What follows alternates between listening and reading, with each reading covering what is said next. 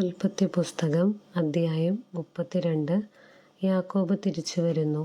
യാക്കോബ് യാത്ര തുടർന്നു. ദൈവത്തിൻ്റെ ദൂതന്മാർ വഴിക്ക് വെച്ച് അവനെ കണ്ടുമുട്ടി. അവരെ കണ്ടപ്പോൾ അവൻ പറഞ്ഞു, ഇത് ദൈവത്തിൻ്റെ സൈന്യമാണ്. ആ സ്ഥലത്തിന് അവൻ മഹനായിം എന്ന് പേരിട്ടു. യാക്കോബ് ഏദോം നാട്ടിൽ സെയീർ ദേശത്ത് പാർത്തിരുന്ന സഹോദരനായ ഏസാവിൻ്റെ അടുത്തേക്ക് തനിക്ക് മുൻപേ ദൂതന്മാരെ അയച്ചു. അവൻ അവരെ ചുമതലപ്പെടുത്തി, എൻ്റെ യജമാനനായ ഏസാവിനോട് നിങ്ങൾ ഇങ്ങനെ പറയണം, അങ്ങയുടെ ദാസനായ യാക്കോബ് പറയുന്നു, ഇതുവരെ ഞാൻ ലാബാൻ്റെ കൂടെ പാർക്കുകയായിരുന്നു. എനിക്ക് കാളകളും കഴുതകളും ആടുകളും വേലക്കാരും വേലക്കാരികളുമുണ്ട്. അങ്ങേക്ക് എന്നോട് ദയ തോന്നണം. അതിനാണ് ഞാൻ അങ്ങയുടെ അടുത്ത് ആളയച്ച് പറയുന്നത്. ദൂതന്മാർ തിരിച്ചു വന്ന യാക്കോബിനോട് പറഞ്ഞു, ഞങ്ങൾ അങ്ങയുടെ സഹോദരനായ ഏസാവിൻ്റെ അടുക്കൽ ചെന്നു. അവൻ 400 ആളുകളുടെ അകമ്പടിയോടെ അങ്ങയെ കാണാൻ വരുന്നുണ്ട്. യാക്കോബ് വളരെയധികം ഭയപ്പെട്ട് അസ്വസ്ഥനായി. തൻ്റെ കൂടെയുണ്ടായിരുന്ന ആളുകളെയും ആടുമാടുകളെയും ഒട്ടകങ്ങളെയും എല്ലാം അവൻ 2 ഗണമായി തിരിച്ചു. ഏസാവ് വന്ന് ഒരു ഗണത്തെ നശിപ്പിക്കുന്ന പക്ഷം മറ്റേ ഗണത്തിന് ഓടി രക്ഷപ്പെടാമല്ലോ എന്നവൻ ചിന്തിച്ചു. അവൻ ഇങ്ങനെ പ്രാർത്ഥിച്ചു, എൻ്റെ പിതാക്കന്മാരായ അബ്രാഹത്തിൻ്റെയും ഇസഹാക്കിൻ്റെയും ദൈവമേ, നിൻ്റെ നാട്ടിലേക്കും നിൻ്റെ ചാർച്ചക്കാരുടെ അടുത്തേക്കും തിരികെ പോവുക. ഞാൻ നിനക്ക് നന്മ ചെയ്യുമെന്ന് അരുളി ചെയ്ത കർത്താവേ, അങ്ങ് ഈ ദാസനോട് കാണിച്ച കാരുണ്യത്തിനും വിശ്വസ്തതയ്ക്കും ഞാൻ ഒട്ടും അർഹനല്ല. കേവലം ഒരു വടിയുമായിട്ടാണ് ഞാൻ ജോർദാൻ കടന്നത്. ഇപ്പോഴിതാ ഞാൻ 2 ഗണമായി വർദ്ധിച്ചിരിക്കുന്നു. എൻ്റെ സഹോദരനായ ഏസാവിൻ്റെ കയ്യിൽ നിന്ന് എന്നെ രക്ഷിക്കണമെന്ന് ഞാൻ അങ്ങയോട് പ്രാർത്ഥിക്കുന്നു. അവൻ വന്ന് എന്നെയും കുഞ്ഞുങ്ങളെയും അമ്മമാരെയും നശിപ്പിച്ചേക്കുമെന്ന് ഞാൻ ഭയപ്പെടുന്നു. നിനക്കു നന്മ ചെയ്ത് നിന്റെ സന്തതികളെ കടൽ തീരത്തെ മണൽത്തിരി പോലെ എണ്ണാനാവാത്ത വിധം വർദ്ധിപ്പിക്കുമെന്ന് അവിടുന്ന് അരുളി ചെയ്തിട്ടുണ്ടല്ലോ. അന്നു രാത്രി അവൻ അവിടെ താവളമടിച്ചു. തൻ്റെ പക്കലുള്ളവയിൽ നിന്ന് അവൻ സഹോദരനായ ഏസാവിന് ഒരു സമ്മാനമൊരുക്കി. 200 പെൺകോലാടും 20 ആൺകോലാടും 200 പെണ്ണാടും 20 മുട്ടാടും കറവയുള്ള 30 ഒട്ടകം, അവയുടെ കിടാക്കൾ 40 പശു, 10 കാള, 20 പെൺകഴുത, 10 ആൺകഴുത എന്നിവയെ അവൻ മാറ്റി നിർത്തി. ഈ ഓരോ കൂട്ടത്തെയും വേറെ വേറെ തൻ്റെ ഭൃത്യന്മാരെ ഏൽപ്പിച്ചിട്ട് യാക്കോബ് അവരോട് പറഞ്ഞു, എനിക്ക് മുൻപേ പോവുക. കൂട്ടങ്ങൾ തമ്മിൽ അല്പം അകലമുണ്ടായിരിക്കണം. ഏറ്റവും മുൻപേ പോയവനെ അവൻ ചുമതലപ്പെടുത്തി, എൻ്റെ സഹോദരൻ ഏസാവ് നിങ്ങളെ കണ്ടുമുട്ടുമ്പോൾ നിങ്ങൾ ആരുടെ ആളുകളാണ്, നിങ്ങൾ എവിടെ പോകുന്നു, ഇതൊക്കെ ആരുടേതാണ് എന്ന് ചോദിക്കും. നിങ്ങൾ ഇപ്രകാരം മറുപടി പറയണം, ഇവ അങ്ങയുടെ ദാസനായ യാക്കോബിൻ്റേതാണ്. യജമാനനായ ഏസാവിനുള്ള ഉപഹാരമാണിത്. അവൻ ഞങ്ങളുടെ പിന്നാലെയുണ്ട്. 2-ാമനെയും 3-ാമനെയും കൂട്ടങ്ങളെ നടത്തിയിരുന്ന എല്ലാവരെയും അവൻ ഇതുതന്നെ പറഞ്ഞേൽപ്പിച്ചു. ഏസാവിനെ കാണുമ്പോൾ നിങ്ങളെല്ലാവരും ഇതുതന്നെ പറയണം, അങ്ങയുടെ ദാസനായ യാക്കോബ് തൊട്ടു പുറകെയുണ്ടെന്നും പറയണം. അവൻ ഇപ്രകാരം ചിന്തിച്ചു, ഞാൻ മുൻകൂട്ടി അയച്ചിരിക്കുന്ന സമ്മാനം കൊണ്ട് എനിക്ക് അവനെ പ്രീതിപ്പെടുത്താനാവും. അത് കഴിഞ്ഞ് ഞാൻ അവനെ നേരിൽ കാണും. അവൻ എന്നെ സ്വീകരിച്ചേക്കും. അതിനാൽ സമ്മാനം മുൻകൂട്ടി അയച്ചിട്ട് അവൻ അന്നു രാത്രി കൂടാരത്തിൽ തങ്ങി. യാക്കോബിൻ്റെ മൽപ്പിടുത്തം. ആ രാത്രി തന്നെ യാക്കോബ് തൻ്റെ 2 ഭാര്യമാരെയും 2 പരിചാരകമാരെയും 11 മക്കളെയും കൂട്ടിക്കൊണ്ട് യാബോക്ക് എന്ന കടവ് കടന്നു. അവരെ അവൻ പുഴയ്ക്കക്കരെ കടത്തിവിട്ടു. തൻ്റെ സമ്പാദ്യം മുഴുവൻ അക്കരെ എത്തിച്ചു. യാക്കോബ് മാത്രം ഇക്കരെ നിന്നു. അവിടെ വെച്ച് ഒരാൾ നേരം പുലരുന്നതുവരെ അവനുമായി മൽപ്പിടുത്തം നടത്തി. കീഴടക്കാൻ സാധ്യമല്ലെന്ന് കണ്ടപ്പോൾ അവൻ യാക്കോബിൻ്റെ അരക്കെട്ടിൽ തട്ടി. മൽപ്പിടുത്തത്തിനിടയിൽ യാക്കോബിൻ്റെ തുട അരക്കെട്ടിൽ നിന്നു തെറ്റി. അവൻ പറഞ്ഞു, നേരം പുലരുകയാണ്, ഞാൻ പോകട്ടെ. യാക്കോബ് മറുപടി പറഞ്ഞു, എന്നെ അനുഗ്രഹിച്ചിട്ടല്ലാതെ അങ്ങയെ ഞാൻ വിടുകയില്ല. അവൻ ചോദിച്ചു, നിന്റെ പേരെന്താണ്? യാക്കോബ്. അവൻ മറുപടി പറഞ്ഞു. അപ്പോൾ അവൻ പറഞ്ഞു, ഇനിമേൽ നീ യാക്കോബ് എന്നല്ല, ഇസ്രായേൽ എന്ന് വിളിക്കപ്പെടും. കാരണം ദൈവത്തോടും മനുഷ്യരോടും നീ മല്ലിട്ട് വിജയിച്ചിരിക്കുന്നു. യാക്കോബ് അവനോട് പറഞ്ഞു, അങ്ങയുടെ പേരെന്നോട് പറയണമെന്ന് ഞാൻ അപേക്ഷിക്കുന്നു. എന്തിനാണ് എൻ്റെ പേരറിയുന്നത്? അവൻ ചോദിച്ചു. അവിടെ വെച്ച് അവൻ യാക്കോബിനെ അനുഗ്രഹിച്ചു. ദൈവത്തെ ഞാൻ മുഖത്തോട് മുഖം കണ്ടു, എന്നിട്ടും ഞാൻ ജീവനോടെ ഇരിക്കുന്നല്ലോ എന്ന് പറഞ്ഞുകൊണ്ട് യാക്കോബ് ആ സ്ഥലത്തിന് പെനുവേൽ എന്ന് പേരിട്ടു.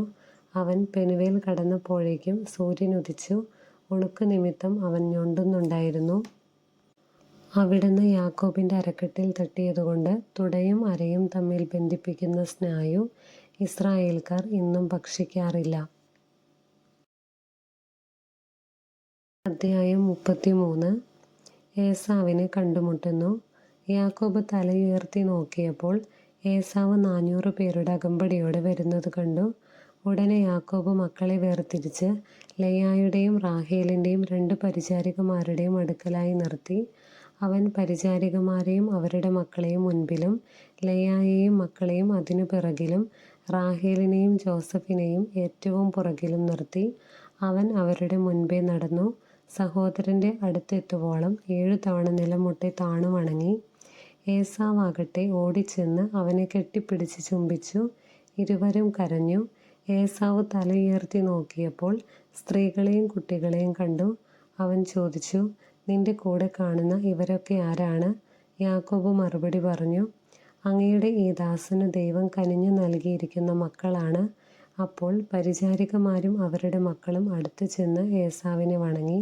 തുടർന്ന് ലേയായും അവളുടെ മക്കളും അതിനുശേഷം ജോസഫും റാഹേലും അടുത്തു ചെന്ന് താണു വണങ്ങി. ഏസാവ് ചോദിച്ചു, ഞാൻ വഴിയിൽ കണ്ട പറ്റങ്ങൾ കൊണ്ട് നീ എന്താണ് ഉദ്ദേശിക്കുന്നത്? യാക്കോബ് പറഞ്ഞു, എൻ്റെ യജമാനനായ അങ്ങയുടെ പ്രീതി നേടുക. ഏസാവ് പറഞ്ഞു, സഹോദരാ, എനിക്കതെല്ലാം വേണ്ടത്രയുണ്ട്. നിന്റേത് നീ തന്നെ എടുത്തുകൊള്ളുക. യാക്കോബ് അപേക്ഷിച്ചു, അങ്ങനെയല്ല, അങ്ങ് എന്നിൽ സംപ്രീതനാണെങ്കിൽ എൻ്റെ കയ്യിൽ നിന്ന് ഈ സമ്മാനം സ്വീകരിക്കുക. കാരണം ദൈവത്തിൻ്റെ മുഖം കണ്ടാൽ എന്ന പോലെയാണ് ഞാൻ അങ്ങയുടെ മുഖം കണ്ടത്. അത്രയ്ക്കു ദയയോടെയാണ് അങ്ങ് എന്നെ സ്വീകരിച്ചത്. അങ്ങയുടെ മുൻപിൽ കൊണ്ടുവന്നിരിക്കുന്ന ഈ സമ്മാനങ്ങൾ ദയവായി സ്വീകരിക്കുക. എന്തെന്നാൽ ദൈവം എന്നോട് കാരുണ്യം കാണിച്ചിരിക്കുന്നു. എല്ലാം എനിക്ക് വേണ്ടത്രയുണ്ട്. അവൻ നിർബന്ധിച്ചപ്പോൾ ഏസാവ് അത് സ്വീകരിച്ചു. ഏസാവ് പറഞ്ഞു, നമുക്ക് യാത്ര തുടരാം. ഞാൻ നിന്റെ മുൻപേ നടക്കാം. യാക്കോബ് പറഞ്ഞു, അങ്ങേക്കറിയാമല്ലോ മക്കളൊക്കെ ക്ഷീണിച്ചിരിക്കുകയാണെന്ന്. കറവയുള്ള ആടുമാടുകൾ എൻ്റെ കൂടെയുണ്ട്. ഒരു ദിവസത്തേക്കാണെങ്കിലും കൂടുതലായി ഓടിച്ചാൽ അവ ചത്തുപോകും. അതുകൊണ്ട് അങ്ങ് മുൻപേ പോയാലും കുഞ്ഞുങ്ങളുടെയും കന്നുകാലികളുടെയും നടപ്പിനൊത്ത് ഞാൻ പതുക്കെ വന്ന് സെയറിൽ അങ്ങയുടെ അടുത്ത് എത്തിക്കൊള്ളാം. എൻ്റെ ആൾക്കാരിൽ കുറേ പേരെ ഞാൻ നിൻ്റെ കൂടെ നിർത്തട്ടെ? ഏസാവ് ചോദിച്ചു. യാക്കോബ് മറുപടി പറഞ്ഞു, എന്തിന്? എനിക്ക് അങ്ങയുടെ പ്രീതി മാത്രം മതി. അതുകൊണ്ട് ഏസാവ് അന്ന് തന്നെ സെയറിലേക്ക് തിരികെ പോയി. യാക്കോബാകട്ടെ സുക്കോത്തിലേക്ക് പോയി അവിടെ വീട് പണിത് കന്നുകാലികൾക്ക് കൂടുകളും കെട്ടി. അതുകൊണ്ടാണ് ആ സ്ഥലത്തിന് സുക്കോത്ത് എന്നു പേരുണ്ടായത്. യാക്കോബ് പാദാൻ ആരാമിൽ നിന്നുള്ള യാത്ര തുടർന്നു. കാനാൻ ദേശത്തുള്ള ശെഖേം പട്ടണത്തിൽ സുരക്ഷിതനായി എത്തിച്ചേർന്നു. അവിടെ നഗരത്തിനടുത്ത് കൂടാരം അടിച്ചു. യാക്കോബ് ശെഖേമിൻ്റെ പിതാവായ ഹാമോറിൻ്റെ മക്കളിൽ നിന്ന് താൻ കൂടാരം അടിച്ച പറമ്പിൻ്റെ ഒരു ഭാഗം 100 നാണയത്തിന് വാങ്ങി. അവൻ അവിടെ ഒരു ബലിപീഠം പണിതു. അതിന് ഏൽ എലോഹൈ ഇസ്രായേൽ എന്നു പേരിട്ടു. അധ്യായം 34. ദീനയുടെ മാനഹാനി. യാക്കോബിന് ലയായിൽ ഉണ്ടായ മകൾ ദീന ആ നാട്ടിലുള്ള സ്ത്രീകളെ സന്ദർശിക്കാൻ പോയി. അവിടുത്തെ പ്രഭുവായിരുന്ന ഹാമോർ എന്ന ഹിവ്യൻ്റെ മകൻ ശെഖേം അവളെ കണ്ടപ്പോൾ പിടിച്ചുകൊണ്ടുപോയി ബലാത്സംഗം ചെയ്ത് അപമാനിച്ചു.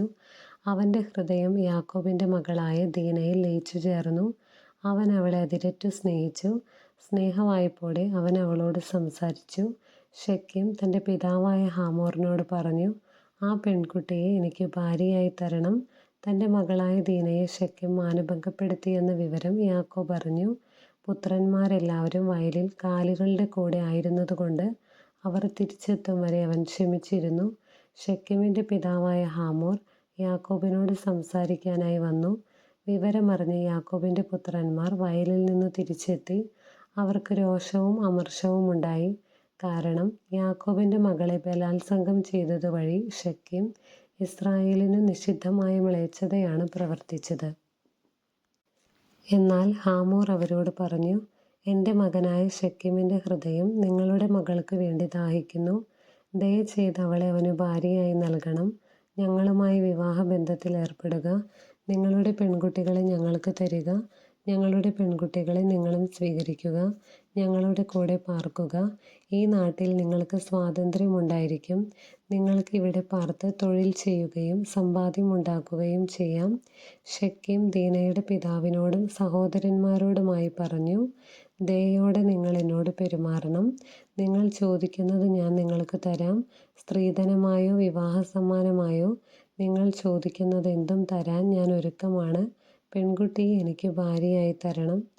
തങ്ങളുടെ സഹോദരി ദീനയെ ശെഖേം മാനഭംഗപ്പെടുത്തിയതുകൊണ്ട് യാക്കോബിൻ്റെ മക്കൾ അവനോടും അവൻ്റെ പിതാവായ ഹമോറിനോടും ചതിവായി സംസാരിച്ചു. അവർ പറഞ്ഞു, പരിച്ഛേദനം ചെയ്യാത്ത ഒരുവന് ഞങ്ങളുടെ സഹോദരിയെ ഭാര്യയായി നൽകുക സാധ്യമല്ല. ഞങ്ങൾക്കത് അപമാനകരമാണ്. എന്നാൽ ഒരു വ്യവസ്ഥയിൽ ഞങ്ങൾ ഇതിന് സമ്മതിക്കാം.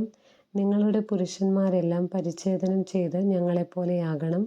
അങ്ങനെയെങ്കിൽ ഞങ്ങളുടെ പുത്രിമാരെ നിങ്ങൾക്ക് തരാം. നിങ്ങളുടെ പുത്രിമാരെ ഞങ്ങളും സ്വീകരിക്കാം. ഞങ്ങൾ നിങ്ങളോടൊത്ത് വസിക്കുകയും നമ്മളൊരു ജനതയായി തീരുകയും ചെയ്യും.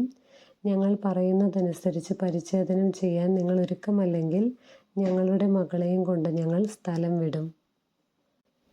അവരുടെ വ്യവസ്ഥ ഹമോറിനും മകൻ ശെഖേമിനും ഇഷ്ടപ്പെട്ടു. അങ്ങനെ ചെയ്യാൻ ആ ചെറുപ്പക്കാരൻ ഒട്ടും മടി കാണിച്ചില്ല. കാരണം യാക്കോബിൻ്റെ മകളിൽ അവൻ അത്രമേൽ അനുരക്തനായിരുന്നു. അവൻ്റെ കുടുംബത്തിൽ ഏറ്റവും മതിക്കപ്പെട്ടവനായിരുന്നു ശെഖേം. അതിനാൽ ഹമോറും മകൻ ശെഖേമും നഗര കവാടത്തിങ്കൽ ചെന്ന് അവരുടെ പട്ടണത്തിലെ പുരുഷന്മാരോട് ഇപ്രകാരം പറഞ്ഞു, ഈ മനുഷ്യർ നമ്മോട് സൗഹാർദ്ദത്തിലാണ്. അവർ ഈ നാട്ടിൽ പാർത്ത് ഇവിടെ തൊഴിൽ ചെയ്യട്ടെ. ഈ നാട് അവരെ കൂടി ഉൾക്കൊള്ളാൻ മാത്രം വിശാലമാണല്ലോ. അവരുടെ പുത്രിമാരെ നമുക്ക് ഭാര്യമാരായി സ്വീകരിക്കാം. നമ്മുടെ പുത്രിമാരെ അവർക്ക് നൽകുകയും ചെയ്യാം. എന്നാൽ ഒരു വ്യവസ്ഥയിൽ മാത്രമേ ഇവർ നമ്മോടൊത്ത് പാർത്ത് ഒരു ജനതയാകാൻ സമ്മതിക്കുകയുള്ളൂ.